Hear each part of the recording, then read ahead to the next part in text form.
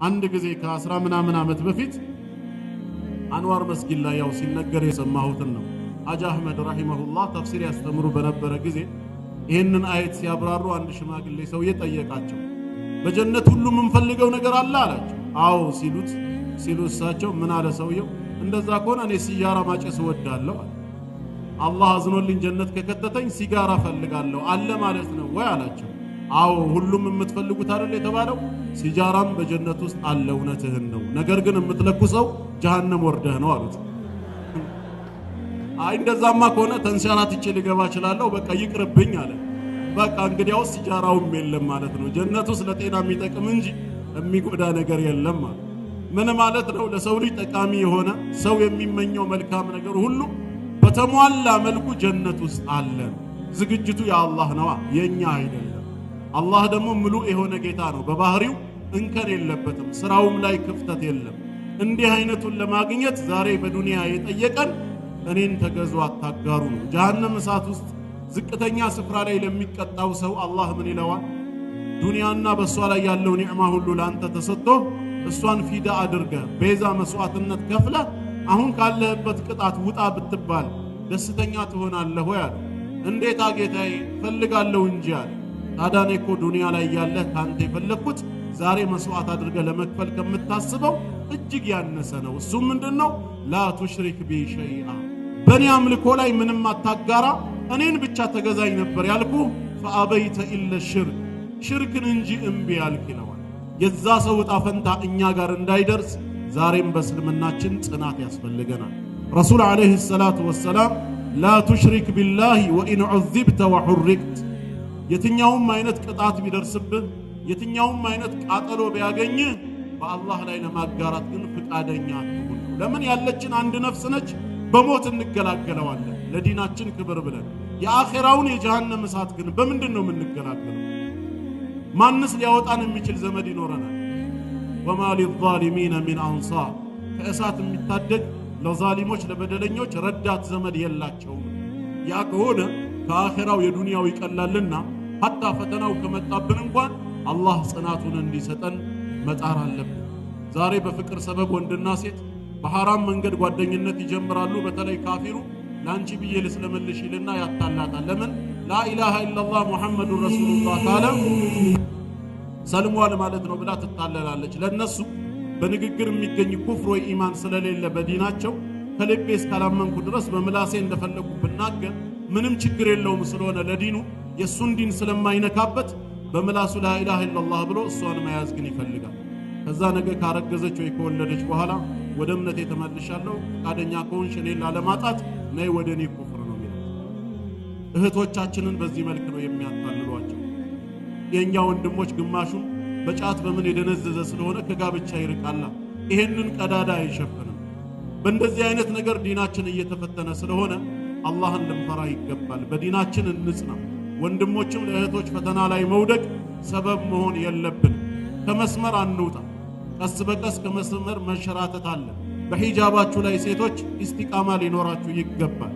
መጀመሪያም ሂጃብን የምትለብሱበት ዋናው ዓላማ ፋሽን እንዲሆን አይደለም። ቅርጽ ኖሮት ውበት እንዲስብ አይደለም። አላህ ስላዘዛችሁ ነው። አገራችሁ በረሃ ነው፣ በጣም ያቃጥላል። በዚህ በበረሃ ጭራሽ ሙሉ ሂጃብ አድርጋችሁበት ቃጠሎውን አስቡት።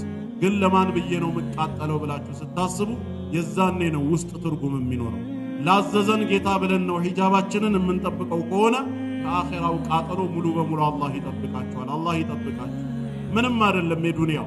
ዛሬ ካፊሯ ተቃጠልኩ ብላ ተራቅታ ብትሄድም የኛ አርአያ አይደለችም። ዛሬ ነፃነት መስሏት ብትራቆት ነገ የምትለብሰው ሂጃብ ግን ከእሳት የተሰራ ሂጃብ። አንቺ ግን የክብር ሂጃቡን አኼራ ይጠብቅሻል። ለምን? ሂጃብ ደርበሽበት በዛ ላይ ጅልባብ ሆኖ ኒቃቡን ጨምረሽ ልብሱ ጭራሽ ጥቁር ሆኖ ከፀሐዩ ጋር ሲገናኝ ቃጠሎውን እኛ ወንዶች ፊል ባናረገውም ስሜቱ በባለቤቶቻችን በሌሎቻችን ይገባናል። ግን ለማን ተብሎ ነው ይሄ ሁሉ ቃጠሎ ነው? ለጌታችን ሕግ ስንል ነው ከሆነ ሂጃባችንም አላህ ባዘዘን መሆን አለ። ሂጃቡ ሰፊ ሆኖ መጥበብ የለበትም፣ ቅርጻችን እንዳይታይ። ሂጃቡ ምን ለብሰው ወፍራም መሆን አለበት፣ ስስ መሆን የለበትም፣ አሳልፎ ገላችንን እንዳያሳይ። በራሱ በውበት ያጌጠ ትኩረት የሚስብ መሆን የለበትም። ዓላማና ግቡ ሂጃብ ለመሰተር እንጂ አትኩሮት ለመሳብ አይደለምና ማለት ነው። ሙሉ ሰውነታችንን የሚሸፍን መሆን አለበት። ፋሽን ብለን እያሰራን መጀመሪያ ምን ለብሰው የነበረውን ጅልባብ ከአንገት በላዩን እንቆርጥና በዛ ላይ ሂጃብ ወይም ደግሞ ሻርብ እናስገባበታለን። ሌላ ልዩ አትራክቲቭ እንዲሆን ይደረጋል። ለምን ዓላማ ነው የምንለብሰው? ዓላማውን መዘንጋት የለብንም። ነቢያችን አለይሂ ሰላቱ ወሰላም ስለ 3 ሰዎች ተናግረዋል። ከዛ ውስጥ ስለ አንዱ ሲናገሩ ምንድነው ያሉት? ወደፊት 3 ሰዎች አሉ አሉ። አኺረ ማን ነው? ሲንፋኒ ሚን ኡመቲ ሚን አህሊ النار ለም አረሁማ። ከኔ ኡመት 2 ቡድኖች አሉ፣ የእሳት ሰዎች ናቸው፣ አሁን የማላያቸው ወደፊት ይመጣሉ አሉ። ሁለተኛውን ሲናገሩ ምን አሉ? ወኒሳኡን ሴቶች ይመጣሉ፣ ካሲያት ልብስ የለበሱ ናቸው፣ ነገር ግን ዓሪያት የተራቆቱ ናቸው። ምን ማለት ነው? ለብሰዋል፣ ተራቅተዋል። 2 ተቃራኒ ነገር በአንድ ስብዕና ውስጥ እንዴት ሊታይ ይችላል? ሼኽ አብዱል መጂድ አዘንዳኒ ሐፊዘሁላህ አልኢማን በሚለው ኪታባቸው ላይ ሲያብራሩት ይሄን ምን ይላሉ? 3 ትርጉም ነው የሰጡት። አንደኛ ሴቷ ልብስ ለብሳለች አልለበሰችም እንዳይባል፣ ለብሳለች እንዳይባል ደግሞ የለበሰችው ልብስ ስስ ከመሆኑ የተነሳ አሳልፎ ገላዋን ያሳያል። አልለበሰችም ራቁቷን ነች። ለብሰው የተራቆቱ አሉ። ሁለተኛው ትርጉም ሙሸፋ በጣም ጠባብ ነው የለበሰችው እንደ ታይት አይነት። አልለበሰችም እንዳይባል ጨርቁ ሰውነቷ ላይ አለ። ለብሳለች እንዳይባል ግን የሰውነት ቅርጿን አጉልቶ ያሳያል። ለብሰው ራቁታቸው የሚሄዱ ሴቶች። ሶስተኛው ደግሞ እንደ ሚኒ ወይም ደግሞ አጠር ያለ ቀሚስ ነው የምትለብሰው። ከዛ ወደ ላይ ያለው ተሸፍኗል፣ ወደ ታች ያለው ደግሞ የተራቆተ ሆኗል። ለብሰው ራቁታቸው የሚሄዱ ሴቶች።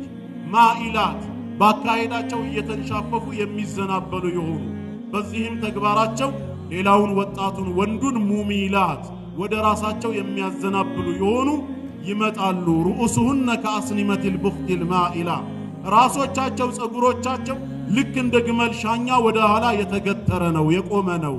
ላ የድኹሉነ አልጀነተ ወላ የጂዱነ ሪሐሃ ጀነትን አይገቡም ሽታዋን ራሷ አያገኟትም። እህቶቻችንን አላህ ከዚህ ይጠብቃቸው። ፈተናው እየበዛ ነው። ሌሎች ሰዎች ትላንት ሙስሊም ነበሩ፣ አቋማቸው ጥሩ ነው የምንላቸው ስለተንሸራተቱ እነሱን ተከትለን መንሸራተት የለብንም። ወንዶችም እህቶቻችን እንዲበላሹ ፈተና መሆን የለብንም። ኢስቲቃማ ያስፈልጋል። በዲናችን መጽናት አለብን። ሂጃብ የምትለብሱበት ዋና ዓላማ ከገባችሁ ከዚህ ዓላማ ላይ አንሸራተታችሁ የሚችል ምንም ነገር የለም። ሙስሊም መሆናችሁ ተለይቶ እንዲታይ ብቻ ሳይሆን የአላህ ትእዛዝ ስለሆነ ነው። ሰላት የምንሰግደው አላህ ስላዘዘን ነው ከሆነ ሂጃብም የምትለብሱት አላህ ስላዘዛችሁ። ሰላትም ሆነ ሂጃብ ትእዛዙ ከላይ ከጌታ ከመጣ ትእዛዙን መተግበር አጅሩም የዛን ያህል ታላቅ ነው። ስለዚህ ምንም አየሩ ቢሞቅም ፈተናው ቢበዛም ከሂጃባችሁ ፈቀቅ ማለት የለባችሁም። አላህ ይጠብቃችሁ። እኛንም ፊትና ከመሆን አላህ ይጠብቀን። ኢስቲቃማ ወሳኝነት አለው። ለአንዱ ሰሃባ ከርሶ በኋላ ማንንም ሰው የማልጠይቀው የሆነን ነገር እስኪ በኢስላም አንድ ነገር ይንገሩኝ ሲላቸው ቁል አመንቱ ቢላህ ثم استقيم ነው ያሉት። በአላህ አምኛለሁ በል ከዛም ጽና ነው ያሉት እስከ መጨረሻው። ኢስቲቃማ ወሳኝነት አለው። ስለዚህ በዲናችን መጽናት አለብን። አኺረን አራተኛና መጨረሻ ያለኝም ትንሽ ደቂቃ ስለሆነ አንድነታችን ላይ አበርትተን እንስራ። መለያየት የለብንም።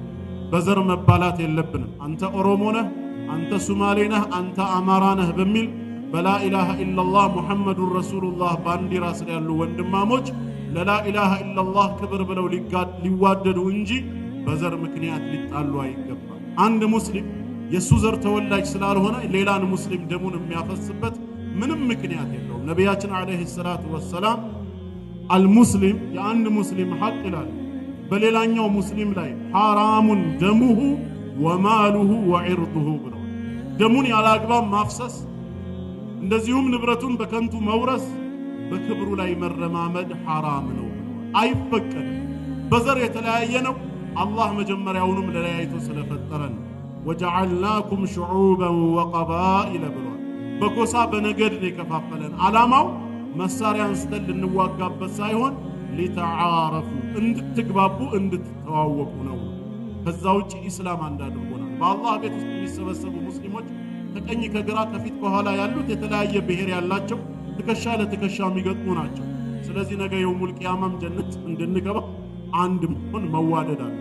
ረሱል አለይሂ ሰላቱ ወሰላም ላ ተድኹሉነ አልጀና ጀነት በፍጹም አትገቡም ነው ያለው ለሁላችንም ምን እስክናረግ ሐታ ቱእሚኑ እስክታምኑ ድረስ አይ ማመኑንማ አምነናል ስንል ወላ ቱእሚኑ አላመናችሁም አሉን ተመለሰው ደግሞ እስከመቼ ሐታ ተሐቡ እስክትዋደዱ ድረስ ኦሮሞውና ሶማሌው አማራውና ትግሬው ሙስሊሙ ካልተዋደደ አላመነም ካላመነ ጀነት አይገባም ጀነትን ማግኘት የምንችለው ስንዋደድ ነው ከዛም አንዱን ሰበብ ሲነግሩን ከብዙ ሰበቦች ውስጥ አፈላ አዱልኩም على شيء اذا فعلتموه تحاببتم ከሰራችሁት ከተገበራችሁት ሊያዋድዳችሁ የሚችልን ነገር አልጠቁማችሁም ምን አፍሹ ሰላም በመሐከላችሁ ሰላምታ ናችሁ ዛሬ ሰላምታ የቂያማ ምልክት ይሆን ሰው ምንድነው የሚያደርገው ለሚያውቀው ብቻ ነጥሎ ሰላምታ ይሰጣል ወይ በዘር ነው ወይ በሰፈር በጓደኝነት ወይ በሆነ መንሃጅ አንድ መስመር ላይ ካለ እሱን ነጥሎ ሰላም ይለዋል ሌላውን ይተዋል ነብያችን ሰለላሁ ዐለይሂ ወሰለም ኢነ በይነ የደይ ሰዓ ብለዋል ከፊት ለፊት ቂያማ አለ ከምልክቱ አንዱ ተስሊሙ ኻሰቲን ሰላምታ በግል ይሆናል ለሚያውቀው ብቻ በሰላምታ ይነጥለዋል ይሄ የሙስሊሞች ባህሪ አይደለም ሰላምታን ለምናውቀው በግላዊ ማንነቱን ለማናውቀው ሙስሊም መሆኑን እስከተረዳን ድረስ አሰላሙ አለይኩም ወራህመቱላህ ያዋድደናል ያቀራርበናል ዓለም አቀፍ እስላማዊ መግባቢያ ነው ሌላ ምንም መግባቢያ የለንምና ማለት ነው ስለዚህ ሁላችንም ወንድማማችነታችንን አንድነታችንን ልናጠናክር ይገባል አላህ ወአተሲሙ ቢሐብሊላሂ ጀሚዓ ሁላችሁም በላ ኢላሃ ኢላላህ በቁርአን ገመድ አንድ ሁኑ ተያያዙ ነው ያለው መለያየት አይፈቀድም ወላ ተፈረቁ አትበታተኑ ነው ያለው ስለዚህ ወንድም እህቶች እስላማዊ አንድነታችንን እናጠናክር ጠላት በስቶብናል ዛሬ ሀያላን ካልሆነን አንድ ካልሆነን ነገ እንደፈለገ ይጫወትብናል ዛሬ በብሔር ከፋፍሎ ያጠቃና ካል ነገ በመንሃጅ ከፋፍሎ ይመታናል ከዛ የቀረውን ለማጥፋት ቀላል ይሆናል መንገድ የበፊት ክብራችን እንዲመለስ አንድ መሆን እንሆን ይገባናል አላህ በሰማነው ተጠቃሚ ያድርገን جعلني الله وإياكم من الذين يستمعون القول فيتبعون أحسنه والسلام عليكم ورحمة الله وبركاته